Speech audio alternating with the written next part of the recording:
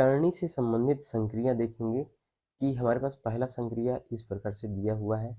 ये जो रूट के अंदर ए बी बराबर रूट के अंदर ए और रूट के अंदर बी, इस प्रकार से हम इसको अलग अलग करके लिख सकते हैं। जैसे इसका उदाहरण देखते हैं, पहला उदाहरण देखते हैं पहले का। रूट के अंदर अगर 15 है तो हम इसको कैसे तोड़ सकते हैं? रूट के अंदर हम 3 × 5 लिख सकते हैं। तो हम इसको अलग अलग कर सकते हैं, जैसे ये इस प्रकार से बन गया है।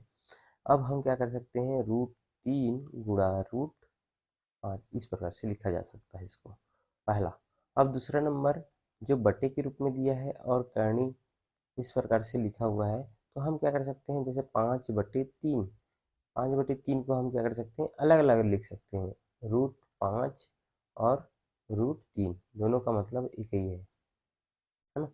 आगे चलते हैं, इस तीसरे नंबर एग्जाम्पल को समझते हैं। तीसरे नंबर एग्जाम्पल को समझने के लिए सबसे पहले हम एक सूत्र देखेंगे जो आप 8वीं में पढ़े, a+b और a-b बराबर क्या होता है, a के ऊपर 2 की घात माइनस b के ऊपर 2 की घात, इस प्रकार से सूत्र होती है। हम इसको मान लेते हैं a और इसको मान लेते हैं b।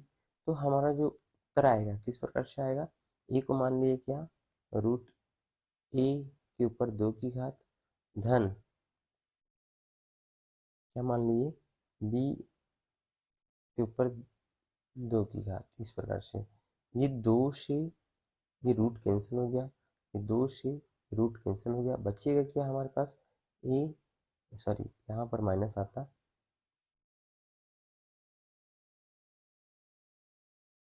माइनस, और यहाँ पर बचेगा क्या, ए और यहाँ पर बी। इसी प्रकार से हम इसको समझ सकते हैं। उसी प्रकार से सेम सूत्र फार्मूला के माध्यम से हम इसको समझेंगे। जैसे यहाँ पर हम इसको मान लेते हैं ए और इसको मान लेते हैं बी, तो यहाँ सूत्र में मान रखेंगे, ए की जगह में क्या रखते हैं, ए के ऊपर 2 की घात माइनस करनी 2 के ऊपर सॉरी करनी के अंदर बी के ऊपर 2 की घात। ये रूट से रूट कैंसिल हो जाएगा, करनी को ही रूट बोला जाता है, ए के ऊपर 2 की घात माइनस बी, इस प्रकार से हमारा उत्तर आ जाएगा। तो इसी प्रकार से हम आगे प्रश्न इसी माध्यम से हम समझेंगे।